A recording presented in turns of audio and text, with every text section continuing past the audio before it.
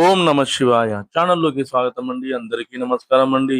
ఈ రోజు ఈ వీడియోలో మన కన్యా రాశి వారి యొక్క జాతకం గురించి తెలుసుకుందామండి.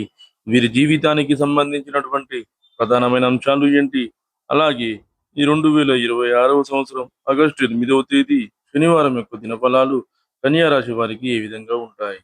ఆమె మళ్ళీ మీ జీవితంలోకి రాబోతుంది, జాగ్రత్తగా ఉండండి. అయితే ఎవరు మళ్ళీ మీ యొక్క జీవితంలోకి రాబోతున్నారు, అలాగే ఈ రోజు దినఫలాల ప్రకారం ఎటువంటి అనుకూల, ఎటువంటి ప్రతికూల ఫలితాలైతే కన్యా రాశి వారికి కనిపిస్తున్నాయి. అదేవిధంగా కన్యా రాశి వారు ప్రతికూలతలను అనుకూలంగా మార్చుకోవడానికి చేయవలసినటువంటి దేవతారాధన ఏమిటి, అలాగే పరిహారాలు ఏమిటి అనే విషయాలన్నీ కూడా ఈ రోజు ఈ వీడియోలో వివరంగా తెలుసుకుందాం. వీడియోలోకి వెళ్లే ముందు ఫ్రెండ్స్, మాదొక చిన్న రిక్వెస్ట్ అండి. మీరు కనుక మా ఛానల్ని ఇంతవరకు సబ్స్క్రైబ్ చేసుకోకపోతే వెంటనే సబ్స్క్రైబ్ చేసుకోండి. అలాగే పక్కనే ఉన్న గంట సింబల్ మీద ఆల్ అప్డేట్స్ అని క్లిక్ చేయండి. అప్పుడే మేము అప్లోడ్ చేసే ప్రతి వీడియోకి మీకు నోటిఫికేషన్ అనేది వస్తుంది. ఇక ఏమాత్రం ఆలస్యం చేయకుండా వివరాల్లోకి వెళ్తే గనక, కన్యా రాశి అనేది రాశి చక్రంలో 6వ రాశి. ఉత్తర 2, 3, 4 పాదాలు, అస్స 1, 2, 3, 4 పాదాలు, చిత్త 1, 2 పాదాల్లో జన్మించిన వ్యక్తులందరూ కూడా కన్యా రాశి కిందికి వస్తారు. ఈ రాశికి అధిపతి వచ్చేసి బుధుడు. ముందుగా వీరి యొక్క వ్యక్తిత్వాన్ని మనం గమనిస్తే గనక, కన్యా రాశి వారు రహస్య స్వభావాలు. మనసులో ఉన్నది బయటికి చెప్పడం వీరికి అస్సలు నచ్చదని చెప్పుకోవాలి. వ్యవహార విషయాలను కూడా తమదైన శైలిలోనే తెలియజేస్తారు. భవిష్యత్తు గురించి ప్రణాళికలు కూడా చాలా చక్కగా వేసుకుంటారు. సమయానుకూలంగా మాట్లాడే నేర్పు కూడా వీరికి ఉంటుంది. చాలా ప్రాక్టికల్ మైండ్ ని కలిగి ఉంటారు. క్రమశిక్షణకు, సమయ పాలనకు కూడా ఎక్కువగా ప్రాధాన్యతను ఇస్తారు. ఈ 2026 సంవత్సరం ఆగస్టు 8వ తేదీ శనివారం యొక్క దినఫలాలు ఈ యొక్క కన్యా రాశి వారికి కనుక చూసినట్లయితే, మీ యొక్క జీవితంలోకి ఆమె మళ్ళీ రాబోతుందని చెప్పుకోవాలి. మీరు స్త్రీలు కావచ్చు, పురుషులు కావచ్చు, మీ యొక్క జీవితంలో నుండి వెళ్ళిపోయినటువంటి ఒక స్త్రీ మీ యొక్క లైఫ్ లోకి మళ్ళీ తిరిగి వచ్చే అవకాశాలు అయితే కనిపిస్తున్నాయి.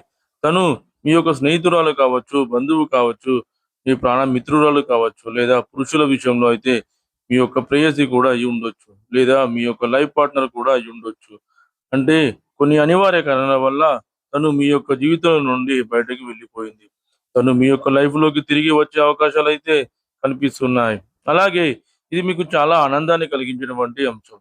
అయినప్పటికీ తను జెన్యూన్ గా, అంటే నిజాయితీగా మీ యొక్క జీవితంలోకి మళ్ళీ వచ్చారా, లేదా దీని వెనుక ఏదైనా కుట్ర ఉందా అనే విషయాన్ని మీరు అర్థం చేసుకోండి.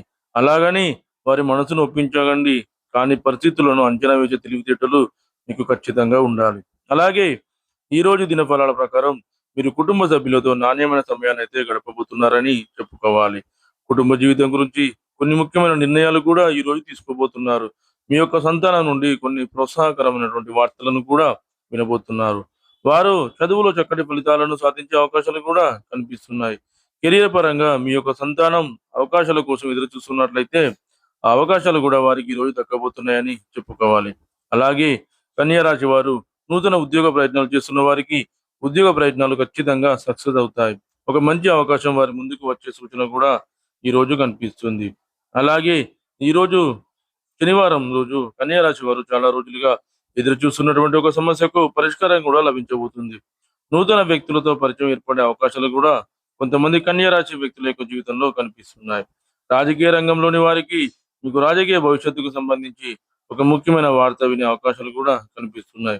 ఈ విధంగా చాలా వరకు అనుకూలమైన ఫలితాలు ఉన్నప్పటికీ, ఇరుగు పొరుగు కుటుంబ సభ్యుల్లో ఒక మహిళ వల్ల మీరు అనవసరమైన గొడవల్లో చిక్కుకునే ప్రమాదం కూడా కనిపిస్తుంది. జాగ్రత్తగా ఉండండి. అలాగే స్థిరాస్తి ఒప్పందాల విషయంలో కావచ్చు, లేదా ప్రాపర్టీస్ కొనుగోలు అమ్మకాల విషయంలో కావచ్చు, జాగ్రత్త పడడం చాలా అవసరం. ఎందుకంటే ఈ రోజు దినఫలాల ప్రకారం ఆర్థికపరమైన లావాదేవీల్లో మీరు మోసపోయే ప్రమాదం కూడా కనిపిస్తుంది. ఆలోచించి నిర్ణయాలు తీసుకోండి. అనుభవజ్ఞ సలహాతో ముందుకు వెళ్ళండి. ఉత్తమమైన ఫలితాన్ని అయితే మీరు ఖచ్చితంగా పొందుకుంటారు. అదే విధంగా కన్యా రాశి వారు ప్రతికూలతను అనుకూలంగా మార్చుకోవడానికి శివ ఆరాధన ఖచ్చితంగా చేసుకోవాలి. విష్ణు ఆరాధన కూడా మీకు మేలు చేస్తుంది. అలాగే హనుమాన్ చాలీసాను పఠించండి.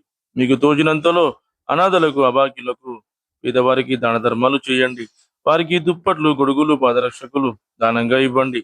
ఈ విధంగా చేయడం వలన మీ ఆర్థిక స్థితి అనేది మెరుగుపడుతుంది.